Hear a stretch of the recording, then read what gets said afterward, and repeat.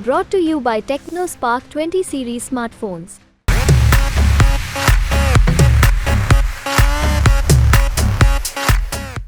मान लीजिए कि विराट कोहली ने 101 रन बनाए और बिल्कुल फ्लॉलेस 101 रन बनाए। किसी दूसरे इनिंग में विराट कोहली ने 140 रन बनाए, लेकिन उस दौरान उनके 6 कैच ड्रॉप हुए। तो किस इनिंग को आप बेहतर मानेंगे? लोग रिकॉर्ड पे तो दोनों में सेंचुरी लिखी जाएगी, लेकिन 140 की जब इतिहास लिखा जाएगा, रिकॉर्ड लिखा जाएगा, तो उसमें यह कहा जाएगा कि 6 कैच अगर नहीं छूटे होते तो शायद भी। और अगर आप विराट कोहली से भी पूछेंगे कि आपकी इनिंग दोनों में अच्छी कौन थी, तो बताएंगे 101 वाली। मैं आपको ये कह रहा हूँ 2014 की जो विक्ट्री थी मोदी जी की, वो फ्लॉलेस विक्ट्री थी, होप की विक्ट्री थी। 2019 विश्वास की विक्ट्री थी। 2024 ऑल्टरनेटिव नहीं होने की विक्ट्री है। 2024 उनके सामने कोई बेहतर ऑल्टरनेटिव, बेहतर चैलेंजर नहीं आया। इसके लिए उनका सपोर्टर तो कहेगा ही कि ठीक है, मैं उससे कोई इनकार भी नहीं कर रहा हूँ, वो जीत के आएंगे, सरकार बनाएंगे, सरकार चलाएंगे भी। कि सरकारें कब हारती हैं, दो वजह हम लोग देखते हैं। अगर नंबर को भूल भी जाए, जब ग्राउंड पे लोग जाते हैं, एक लोगों का या तो पार्टी और लीडर के खिलाफ एक एंगर हो कि भैया इस बार इनको सबक सिखाना है, गुस्सा जिसको कहते हैं। तो मोदी जी और भाजपा को लेकर 10 साल की सरकार चली है। डेफिनेटली एक बड़ा वर्ग है जिसमें डिसअपॉइंटमेंट है, थोड़ा उनमें दबी हुई नाराजगी भी आप कह सकते हैं। लेकिन अंत आते आते अभी तक ये सुनने को नहीं मिला दोनों साइड के कमेंटेटर से कि there is a wide spread anger against Modi. तो वो एंगर कि मोदी को हटा देना है जीत के चाहे कोई आए, ये चीज नहीं है। हाँ, डिसअपॉइंटमेंट जरूर है, किसी की आशा के अनुसार सरकार चली है, किसी के अनुरूप नहीं चली है। तो वाइड स्प्रेड एंगर नहीं है। दूसरा, एक सरकारों के हारने का वजह होता है अगर कोई नया आदमी आ जाए और उसके लिए पॉजिटिव वोट हो, जिसके लिए लोगों में क्लैमर हो कि भाई ये आदमी आकर हमारी जो स्थिति है वो मोदी जी से भी अच्छा कर सकता है, या कांग्रेस के यूपी मनमोहन सिंह से भी अच्छा कर सकता है। वो चीज भी अभी तक किसी ने मुझे नहीं कहा। जो कांग्रेस के डाई हार्ट सपोर्टर हैं, कमेंटेटर हैं, वो भी ये नहीं कह रहे हैं कि देश में ये कोई चैटर चल रही है कि भाई राहुल जी आएंगे तो पूरा देश सुधर जाएगा। तो in absence of this anger, significant wide spread anger against Modi और क्लैमर फॉर एन ऑल्टरनेट और अ challenger, I do not see how this will turn around कि बीजेपी 300 से घट के 200 आ जाएगी। तो एक चीज क्लियर है कि बेस्ट केस सिनारियो हो या not so best case scenario हो, बीजेपी की सरकार तीसरी दफा बनती नजर आ रही है। बिल्कुल 300 का नंबर उनका रहे, 300 उसके आसपास रहेगा नंबर। ऐसे में सवाल ये उठता है कि जो थर्ड टर्म है मोदी सरकार की, उससे जो लोग इस वक्त आपको देख रहे हैं उन्हें क्या उम्मीद करनी चाहिए? क्योंकि बार बार प्रधानमंत्री ये कहते हैं कि जब मैं फिर से चुन के आऊंगा तो मैं बड़े फैसले लेने वाला हूं। आपने प्रधानमंत्री के साथ, जब वो मुख्यमंत्री थे, काफी नजदीकी से काम किया। आपको क्या लगता है कि लोगों को क्या ख्याल में रखना चाहिए? किस तरह के बड़े फैसलों का इंडिकेशन पीएम दे रहे हैं? देखिए, दो बातें हैं। बड़े फैसले लेने की बात प्रधानमंत्री ने जब ये चुनाव शुरू हुआ था उससे पहले कहा था, और इसमें कहीं कोई दो मत नहीं है। जब तीसरी बार वो आएंगे तो कुछ बड़े फैसले लेते हुए वो दिखेंगे। लेकिन जो पूरा ये कैंपेन चला है, जो नैरेटिव है, चैटर है, उसका मैं एक ही चीज देखता हूं कि तीसरे टर्म में मोदी इतने ताकतवर नहीं होंगे जितने कि वो दूसरे टर्म में थे। नंबर भले ज्यादा आ जाए, ये आपको लग रहा है? मुझे लग रहा है, ये मेरा एक नया अपना असेसमेंट जो मुझे 2 किस आधार पे मैं वो बता रहा हूं। क्योंकि 14 में मोदी जी के लिए एक बहुत बड़ा, Modi was a symbol of hope for lot of people. Modi जाएंगे, देश बदल जाएगा। 2019 में जो वोट था वो मोदी के प्रति विश्वास का वोट था कि हमें इन पर भरोसा है, ये चीजों की इन्होंने शुरुआत करी है और अच्छा होगा हर क्षेत्र में। 2024 का जो वोट है, वोट तो है बीजेपी को, वो जीत के भी आ रहे हैं, लेकिन वो वोट स्केप्टिसिज्म का है, वो वोट रिलक्टेंस का है, वो वोट ऑल्टरनेटिव न होने का है। तो जो एक अंधभक्ति थी मोदी जी के लिए, एक बहुत बड़ा भरोसा। देखिए, लीडर की जो ताकत क्या है, आप लोग कवर करते हैं इतने समय से पॉलिटिक्स, लीडर की ताकत है पब्लिक सपोर्ट। उस पब्लिक सपोर्ट के इंटेंसिटी में, आई underline the word, public support के इंटेंसिटी में कमी आई है। और इसीलिए आपको ये चैटर जो आपको दिख रहा है कि ग्राउंड पे उस तरह की मोदी जी के नाम पे लहर नहीं है। एनालिटिकल जितने टूल्स हैं, जो डेटा हैं, जो मोदी जी की अटेंडेंस है मीटिंग्स में, जो टीआरपीज हैं, जो उनके इंटरव्यूज को जितने लोग देख रहे हैं, अगर सब चीज को आप मिलाकर देखेंगे तो जनरली उनके चैटर में, उनके सपोर्टर्स के इंटेंसिटी में कमी आई है। भाजपा के सपोर्टर कहेंगे कि चूंकि आप अपनी कोई दाल गिराने की कोशिश कर रहे हैं इसलिए आप कह रहे हैं, मेरी क्योंकि क्या दाल अगर आप गिरानी कह रहे हैं कि 300 से ऊपर सीटें आएंगी तो वो तो बड़े मैंडेट से जीते हैं, 282 से 303 से अगर ऊपर आ गई तो मोदी जी और उनके सपोर्टर बोलेंगे हम तो पहले से बड़ा जीते हैं। बिल्कुल ये प्रशांत किशोर कैसे कह रहे हैं मेरी लोकप्रियता कम हो गई? बिल्कुल बोलेंगे। इस देश में हम लोग क्रिकेट बहुत देखते हैं। मान लीजिए कि विराट कोहली ने 101 रन बनाए और बिल्कुल फ्लॉलेस 101 रन बनाए। किसी दूसरे इनिंग में विराट कोहली ने 140 रन बनाए, लेकिन उस दौरान उनके 6 कैच ड्रॉप हुए। तो किस इनिंग को आप बेहतर मानेंगे? लोग रिकॉर्ड पे तो दोनों में सेंचुरी लिखी जाएगी, लेकिन 140 की जब इतिहास लिखा जाएगा, रिकॉर्ड लिखा जाएगा, तो उसमें यह कहा जाएगा कि 6 कैच अगर नहीं छूटे होते तो शायद और अगर आप विराट कोहली से भी पूछेंगे कि आपकी इनिंग दोनों में अच्छी कौन थी तो बताएंगे 101 वाली। तो मैं ही आपको यह कह रहा हूं कि 2014 की जो विक्ट्री थी मोदी जी की, वो फ्लॉलेस विक्ट्री थी, होप की विक्ट्री थी। 2019 विश्वास की विक्ट्री थी। 2024 ऑल्टरनेटिव नहीं होने की विक्ट्री है। 2024 उनके सामने कोई बेहतर ऑल्टरनेटिव, बेहतर चैलेंजर नहीं आया। इसके लिए उनका सपोर्टर तो कहेगा ही कि ठीक है, मैं उससे कोई इनकार भी नहीं कर रहा हूं, वो जीत के आएंगे, सरकार बनाएंगे, सरकार चलाएंगे भी। Coming back to your original question, what it will do to his functioning as a prime minister? To my mind he will start with a bang, but he will face stiff resistance, not necessarily from political parties and formation, but from the people at large. और उसकी वजह यह है कि इन चुनाव में भी जो लोगों ने देखा समझा है, बात जिसकी हो रही है कि रूरल डिस्ट्रेस इंडिया में बहुत बड़ा मुद्दा धीरे धीरे बनता जा रहा है।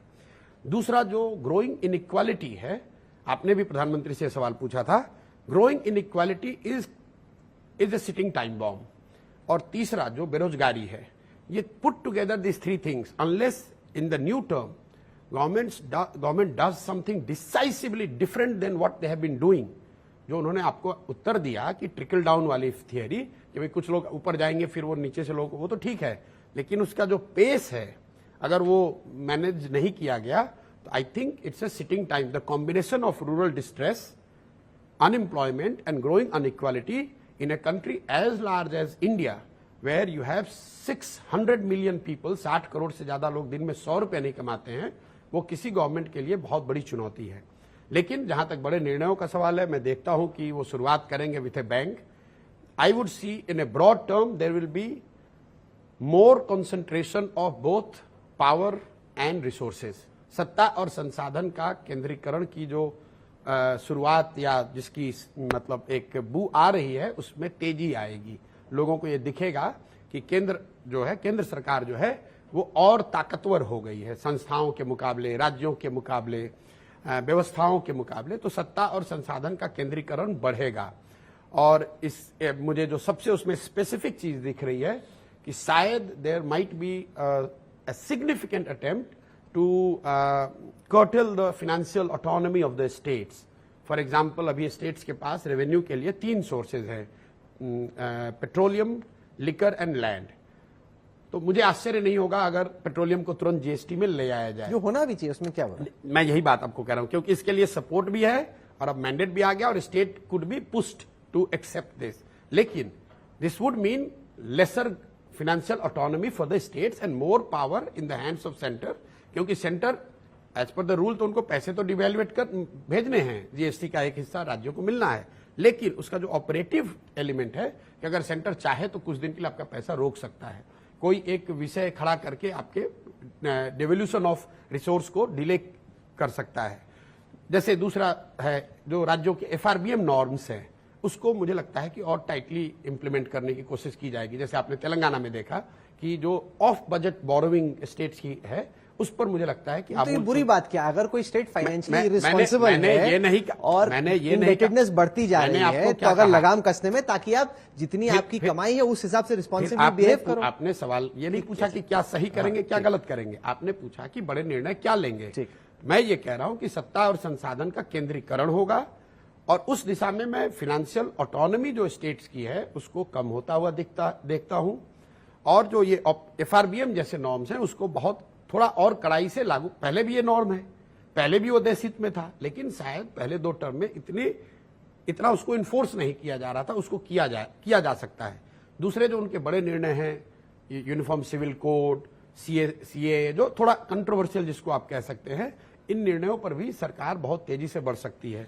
तीसरा मैं समझता हूं कि जो पूरा एंटी करप्शन का जो एक फसाद है, फसाद तो नहीं कहूंगा, मतलब जो एक नैरेटिव कह लीजिए, चैटर कह लीजिए, उसमें भी आपको स्ट्रक्चरल और ऑपरेशनल दोनों स्तर पर चेंज दिख सकता है। जैसे कि पीएम ने हमारे इंटरव्यू में कहा कि ऐसा रास्ता निकालेंगे कि जो करप्ट लोगों से पैसा लिया गया उसको जनता को नहीं, वो बड़ा मुद्दा नहीं है, वो तो ऐसे पब्लिक चैटर के लिए है। बड़ा मुद्दा ये है कि अगर मोदी जी के आप 2014 के भाषणों को देखेंगे तो एक बहुत लंबी चर्चा के बाद उन्होंने और उनकी टीम ने उस समय की ये तय किया था, और मोदी जी ने हर भाषणों में भी कहा था कि स्पेशल कोर्ट्स बनाए जाएंगे और उसको एक समय सीमा में 1 साल का समय दिया जाएगा कि जो भी करप्ट है, विपक्ष का हो पक्ष का हो, आप भाई जितने भी आरोपी हैं या तो उनका आरोप सिद्ध करो या उनको फ्री करो। उस तरह के स्ट्रक्चरल डिसीजन हो सकते हैं, मैं ये नहीं कह रहा हूं कि होंगे ही होंगे, बट हो सकते हैं। वर्ल्ड लेवल पे, चूंकि this is one aspect of Modi's leadership that has evolve post 2014, उसमें भी आपको इंडिया की असर्टिवनेस जो है वो थोड़ा दिख सकती है। जो हम लोग बाहर के डिप्लोमेट से जब मैं बात करता हूं, जो इंडिया के बाहर के जो लीडर्स हैं, तो 2 बात लोग बता रहे हैं कि इतना aggressive Indian diplomacy to an at some time at the border of being arrogant हम लोगों ने पहले नहीं देखी है। वो सही है गलत है वो अलग मामला है, मैं उन विषयों का विशेषज्ञ नहीं हूं, लेकिन ये चैटर कई डिप्लोमेट्स से आपको सुनने को देश में या देश के बाहर से मिल रहा है।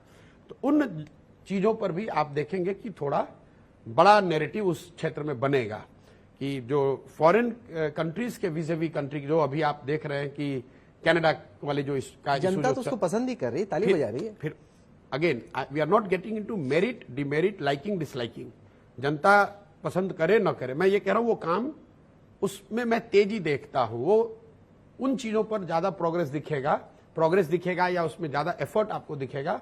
जैसे आप सुन रहे हैं कि भाई पाकिस्तान में 20 आतंकवादियों को सो कॉल्ड उनको किसी ने मार दिया, तो इस तरह की जो एग्रेसिव समवॉट जो पहले यहाँ के चैटर में नहीं थी, जो एटलीस्ट पब्लिक डिस्कोर्स का हिस्सा नहीं थी, उन चीजों को हम लोग थोड़ा और सुनेंगे और देखेंगे।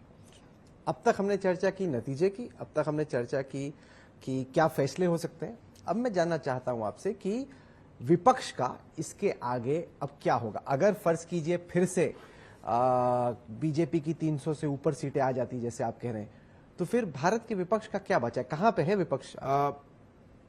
पहली बात, मैं विपक्ष के बारे में हमेशा कहता रहा हूं और अभी भी मैंने कहा कि बिहार में, देश में विपक्ष कमजोर कभी नहीं है, ना हो सकता है, क्योंकि 60% जनता हमेशा व्यवस्था से नाखुश है या व्यवस्था से उसको शिकायतें हैं या उससे बेहतर एक्सपेक्टेशन है। तो विपक्ष तो होता ही होता है, डिपेंड ये करता है कि जो विपक्षी पार्टियां हैं, फॉर्मेशन है, उसको कितना वो कैपिटलाइज कर पा रही हैं, कितना गैल्वेनाइज कर पा रही है। तो विपक्ष आपको दिखेगा, वो विपक्ष शुरुआती दिनों में कम से कम अगर पार्टियों के फॉर्म में ना दिखे तो आपको जनता की ओर से दिखेगा। फिर मैं आपको आंकड़े बता देता हूं। पहले जो 14 से 19 का जो टर्म था मोदी जी का, संख्या 2019 से 24 के मुकाबले कम थी, लेकिन एक सिग्निफिकेंट पब्लिक प्रोटेस्ट एक ही हुआ, वो लैंड एक्विजिशन बिल पर हुआ था। और इसकी चर्चा इतनी चैटर नहीं होती है, लेकिन वो फेसलेस था, पब्लिक का प्रोटेस्ट था और सरकार को 4 बार अध्यादेश सरकार ने रिन्यू किया, लेकिन अल्टीमेटली सरकार को बैक ट्रैक करना पड़ा। पूरे 5 साल में एक public agitation on record of significance. दूसरे टर्म में मोदी जी की ताकत ज्यादा रही है, संख्या ज्यादा रही है, लेकिन 3 बड़े पब्लिक प्रोटेस्ट हुए और तीनों में सरकार को झुकना पड़ा। फार्मर्स प्रोटेस्ट में तीनों लॉ को वापस लेना पड़ा, सीए एनआरसी को 4 साल तक एबेंस में रखा हुआ था, अभी लेकर आए हैं, और SC ST एक्ट पर भी जो एजिटेशन शुरू हुआ, 7-10 दिन के अंदर सरकार को झुकना पड़ा। तो already in terms of pure percentage terms there has been 300% increase, 3 times increase in the second term. I see in coming tenure there will be more public protest or dissent of the scale that would be noticed, even if parties do not किस तरह की चीजों पे हो सकता है ये protest? मैंने बताया वो तीनों चीज, क्योंकि जो रूरल डिस्ट्रेस है, रूरल वेज, जो स्टैग्नेशन ऑफ रूरल वेज, जो ग्रामीण अर्थव्यवस्था है, कोविड के बाद डिमोनेटाइजेशन, कोविड, जीएसटी जिसको कि फॉर्मलाइजेशन ऑफ इकोनॉमी कह रहे हैं, उसका एक उसका फायदा तो है कि आपका जीएसटी बढ़ रहा है, लेकिन जो इनफॉर्मल इकोनॉमी थी उसमें उसका हिट भी हुआ है। और अगर उसको सरकार प्रोएक्टिवली एडिक्वेटली कॉम्पनसेट नहीं करती है तो वो कहीं ना कहीं डिस्ट्रेस बिल्ड हो रहा है। तो पब्लिक प्रोटेस्ट मुझे लग रहा है कि वो इन तीनों मुद्दों में किसी पर या इससे एसोसिएटेड मुद्दों पर, जैसे मान लीजिए बेरोजगारी है, तो जो आरक्षण पर आंदोलन होता है उसको आप बेरोजगारी से लिंक करके देख सकते हैं, क्योंकि लोगों को रोजगार नहीं मिल रहा है तो लोग खाली बैठे हैं। सरकार की मारामारी है कि 10 सीटें भाई मुझे पहले मिले कि आपको मिले। अगर there would have been plenty of jobs then probably there would been less people less worried about reservation per se. तो मुझे लगता है कि ये तीनों मुद्दे सरकार के लिए हेडेक बने रहेंगे और इसको लेकर पब्लिक प्रोटेस्ट आपको देखने को मिल सकता है। जहां तक आपने कहा कि विपक्षी पार्टियों का भविष्य, if Congress is willing and able to change the status quo in their leadership, in their approach, I think they would have a very good chance going forward because 15 साल की एंटी इनकम्बेंसी हो गई होगी। जब आप कह रहे हो कि लीडरशिप बदलने की जरूरत है, स्टेटस को बदलने की मैं जरूरत है, लीडरशिप तो बदलने की सिर्फ बात नहीं कर रहा हूँ, एक तो माइंड सेट है। देखिए, आप जो कांग्रेस को या राजनीतिक पार्टियों को करीब से देख रहे हैं, वो ये बताएंगे कि बाय एंड लार्ज कुछ चेहरे बदल सकते हैं, अहमद पटेल की जगह वेणुगोपाल आ गए होंगे, लेकिन जो कांग्रेस के फंक्शनिंग का जो तरीका है, डिसीजन मेकिंग है, वो बाय एंड लार्ज 14 और 24 में बिल्कुल बदला नहीं है, बिल्कुल नहीं बदला है। बीजेपी को आप देखिए, उनको 2004 में वो हारे, 9 में हारे, 14 में जो बीजेपी चुनाव लड़ी वो एक नए नेतृत्व में नए तरीके से, भले सही हो गलत हो, लेकिन उन्होंने उसको चेंज किया। वो आडवाणी जी जब हारे, आडवाणी जी के नेतृत्व में जब भाजपा हारी, तो they didn't continue with it, they change, they destabilize the status quo, they tinkered with it at least to begin with। तो मुझे लग रहा है कि कांग्रेस को जब स्टेटस को से हटना होगा, वो लीडरशिप में है, उनके काम करने के तरीके में है, पब्लिक आउटरीच में है, हर चीज में। स्टेटस को से अगर नहीं हटेंगे तो सिर्फ आप चाहे किसी ए को बनाइए, बी को बनाइए, उससे कोई फर्क नहीं पड़ने वाला। लेकिन if they do that, they would put a formidable challenge, they could put formidable challenge to Modi ji, leadership की because you have to see it in conjunction with internal weakness of BJP, which I have been telling, मतलब लोग पूछते रहते हैं BJP की क्या कमजोरी है, तो इन 10-12 सालों में जो बीजेपी की एक कमजोरी जो बढ़ती ही जा रही है एक तरीके से, जो कि उनकी सबसे बड़ी ताकत है, the over dependence of Narendra Modi. तो जैसे कांग्रेस की हालत थी, एक समय आया कि इंदिरा जी पे उनकी डिपेंडेंस इतनी हो गई कि जिस दिन इंदिरा जी थोड़ी अनपॉपुलर हुई तो सेकेंड लाइन कुछ बचा नहीं।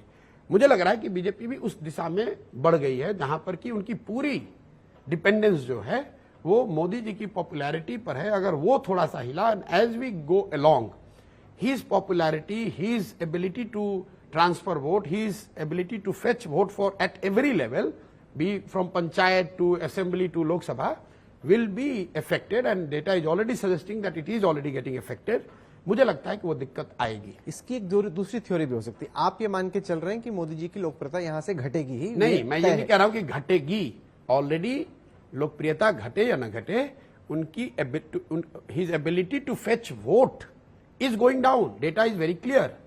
2014 से 2019 क्या डेटा मैं बता रहा हूं, 2014 से लेके 2019 के बीच में जो बीजेपी ने जितने भी असेंबली चुनाव लड़े अक्रॉस इंडिया, उसमें बीजेपी का अंडर परफॉर्मेंस मोदी जी के लीडरशिप में vis-a-vis Lok Sabha has been close to 3 percentage point. मतलब अगर बीजेपी को लोकसभा में 31% वोट मिले तो on an average 3 percentage point vote उनको कम मिला विधानसभा में। 2019 से 2024 के बीच में ये बढ़कर हो गया है करीब 8 से 9%। तो मोदी जी वही हैं, संगठन पहले के मुकाबले मजबूत ही हुआ है, उनके पास रिसोर्स ज्यादा है, लोग जानते ज्यादा है, उन्होंने काम भी किया। इसके बावजूद his ability to make people vote for somebody who is representing BJP but not himself, not Modi ji himself, has gone down almost by 200-300 percentage point। एक समय आएगा कि वो डायरेक्शन अभी चेंज होता हुआ मुझे दिख नहीं रहा है। और अभी लोकसभा में भी जो आपको कई लोगों को लड़ाई दिख रही है, वो उसी का फंक्शन है कि जब मोदी जी का खुद का भी चुनाव है तो लोग वोट दे रहे हैं, लेकिन जो लोकल प्रतिनिधि है, जो एमपी है, उसको गाली देकर वोट दे रहे हैं कि भाई तू ये तो बिल्कुल ही खराब है, मोदी जी के नाम पे दे रहे हैं एक बार।